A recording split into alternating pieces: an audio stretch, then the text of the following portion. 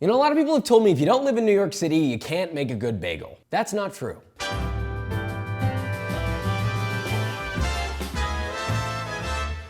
Owner of one of the greatest bagel shops in New York City called Utopia Bagels. He is making some of the greatest bagels of all time, but so are all of his competitors and the people around him, and they're all using the exact same water, but for some reason, his bagels are better. It comes down to one thing, and that is technique. And the beauty of a great bagel is the technique can be rather simple. It's just about giving it the right love and using the right ingredients, which sure, water comes into play with the flavor and the final product of what you're making. I'm not gonna say that that's not true, but the point is, you can make bagels at home. You can make them just about nearly as good as the New York bagel. With that being said, let's make this, shall we? We're gonna start by mixing our dough by hand. No stand mixer required. Then we'll make our own customized everything bagel seasoning. We'll then shape the bagels, showing you 3 different ways to shape a bagel. Boil, bake, cool, slice, and serve however you like.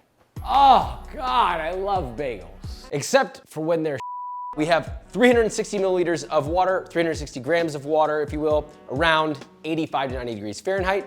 We're gonna add 3 grams of instant yeast. Whisk that in until it's dissolved. Really make sure it's dissolved. It's not a lot because it's gonna be proofing for a long time. And then you're gonna add 2.5 teaspoons or around 18 grams of barley malt syrup. Oh, I don't have that. Okay, then replace with sugar. But the barley malt syrup is what's gonna help give it that bagel-y flavor. It's also gonna help it bake a little better. It's gonna give it some burnished brown deliciousness, you know, the GBD, the crispy crackly. I'm just gonna whisk that in until it's totally dissolved. I want you to smell this.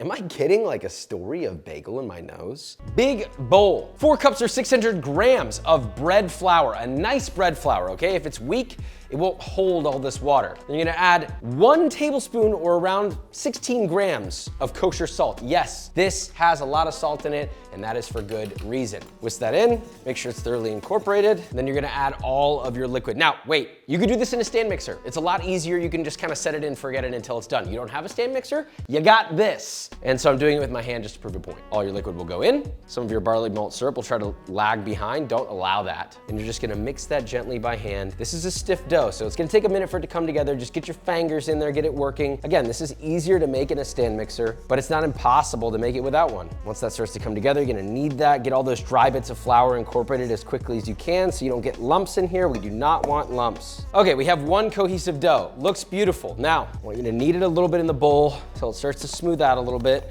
Get your elbow grease in there. We're working hard for these bagels. It's really not that hard. Honestly, like anybody can do this. It just takes a little bit of practice, a little bit of time. Once you have a cohesive dough, it's a little easier to knead it out of the bowl. So take it out of the bowl, place it on a work surface, a clean one, please. We're gonna knead that for about 3 to 5 minutes, or until you get a nice, smooth, tensile, and stretchy dough. Okay. It's soft, it's stretchy. If you were to pull it like this and stretch it very thin, it doesn't tear, it actually holds kind of what's representative of maybe a window pane. The window pane test, yes! If it passes the window pane test, it's done. So we're gonna form that into a lightly taut ball, not too crazy. And we have a lovely bowl, the same bowl we used before. I cleaned it out slightly. Spray it with a touch cooking spray so it doesn't stick. Pop that bad boy in there. Like to flatten it out, that's personal preference. We're gonna cover this with plastic wrap. You're gonna leave this at room temperature for like 30 to 45 minutes, not a full hour. It doesn't matter if it doubles. That's not what we're looking for. We're just looking for a little bit of gas, a little bit of fermentation to happen, and then we're gonna shape. Then you'll see what happens. Everything bagel seasoning, super easy to make, except you have to have the ingredients. If you don't have them, go get them. If you don't wanna buy all of them, you could always just do sesame seeded or just do plain bagels. So 3 tablespoons of sesame seeds, 2 tablespoons of poppy seeds, 1 tablespoon of onion flakes, half a tablespoon of dried garlic flakes, and 1 tablespoon of flaky salt. You don't usually see that in a lot of everything bagel seasonings, but I like a little salt on there. Now you can use a whisk, just stir that up. You can also just use your hands and kind of get in there and toss it together. But that's it. You have everything bagel seasoning. Literally just mix the ingredients together. Shaping bagels. I'm gonna show you 3 different ways to shape a bagel. Now, first you need bagel dough, which is done. You can see it didn't rise that much. That's kind of the whole point. But if it did get any gas, push that out. You're gonna carefully try to get this out in one piece. And I like to sort of roughly shape it into a rectangle. Then we're just gonna split that in half lengthwise. And really you only need about 8 pieces. Each piece needs to weigh around 128 grams each. You don't have to be super exact. Baking sheet tray. Spray with a touch of cooking oil. and you're going to generously fine cornmeal it. You can always do, I guess, greased parchment. I like to do this method, just feels old school and fun. Now, I'm gonna show you the hardest way first, which is rolling the bagel. It's the more traditional way to shape them. I'm not very good at it, but I also kind of roughly get it. I'm gonna try for you. You're gonna take this, and you're going to roll it into a log that's about 7-ish inches. Then you're going to bring it around your hand, meet with the other end, and then you're going to roll that edge until it comes together and forms together into one singular piece. And like I said, I'm not very good at it, so my rolled bagels always look trash.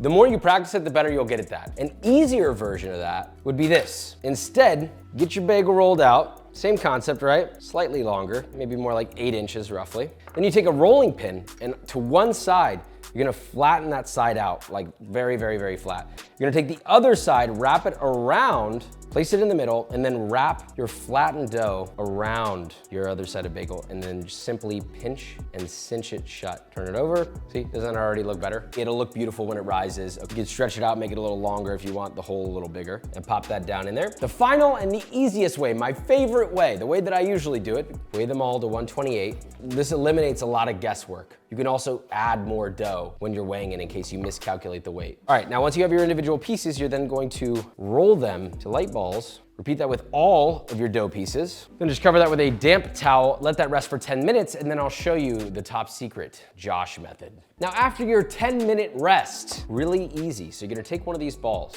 thumb and index finger. Place your thumb right in the center, your index finger in the center on the other side, and you're just going to pinch all the way through until there's a hole. You're gonna work your fingers in there, then you're just gonna rotate, roll it around, stretch out each side to make sure that each angle of this bagel is even. You don't really want one fatter than the other. I guess you could, it wouldn't end your bagel universe, but you know, it just looks a little nicer. Once you've done that, transfer that over to your tray, you got a bagel. Then you just rinse and repeat with the rest of these bad boys. It's really quite easy, honestly. You don't have to overcomplicate it. I like this method because it's something that everybody can do. Skilled, not skilled, it doesn't really matter, and you can make a beautiful bagel. It's not the traditional way, and purists will yell at you for it. But you know what? You want bagels, and I want you to have bagels. And this will grant you that power. Give them a light, one of those, just so your plastic wrap does not stick to it in the event that they touch the bagels. Now you're just going to tightly wrap these so no air can get into this. Let this proof for like 5 to 10 minutes at room temperature just to get a little bit of fermentation going, and then you're gonna place them in the fridge overnight. It's time to boil our bagels. We have our beautifully proofed bagels, which have been proofed overnight. We have exactly 3 quarts of water in this pot. Set to medium high, we're gonna get that boiling. Now to that, you're gonna add a pinch of kosher salt, around 1.5 tablespoons of barley malt syrup. Now this is optional, but I like to add it. It's also why I'm wearing gloves and why you should wear gloves if you're doing it. A 1/2 teaspoon of food grade lye. Now you don't see this in every bagel recipe. I find that it gives it a superior exterior crunch while keeping the inside super moist. It also just colors them really beautifully. You see this used in pretzel making all the time. It's very common. It's safe to do once you've baked the bagels. You don't have to do it if you don't want to do it. We're gonna add that in very carefully. Yeah, that's why. And then you're going to whisk it all together until completely dissolved and evenly dispersed. Now listen, once that lye is in this pan, do not let the water or the lye touch your hands, at least not your bare hands. So wear gloves at all times when handling lye, period. If you don't know how it works, I would recommend Googling it and looking up safety precautions to take when handling lye. We're gonna boil as many as we can fit in here, right? Like the bigger the pot, the better. So we're gonna grab one of our bagels, and I want you to lay them in top side down first, and then you'll do the bottom. So we're at a boil, top side down and top side down. We're gonna boil those just like that for about 30 seconds. Now flip and boil on the other side another 30 seconds. And then from there, you're gonna take a spider, pick them up, drain them as much as you can of their water, transfer that to a parchment lined baking sheet. 4 to a sheet. You could probably fit more. I just do 4 for the sake of precaution. But once they come out, if you are gonna coat them, I'm gonna coat some of these with everything and some of them I won't. But you need to coat them immediately so that the coating sticks, okay? In this case, I got everything bagel seasoning going on this guy. The other 2 I'm gonna keep totally clean. Then just repeat with the rest of your bagels. Simple as that. So this is gonna go into a 450 degree oven for around 15 to 18 minutes, okay? Bada bing, bada boom.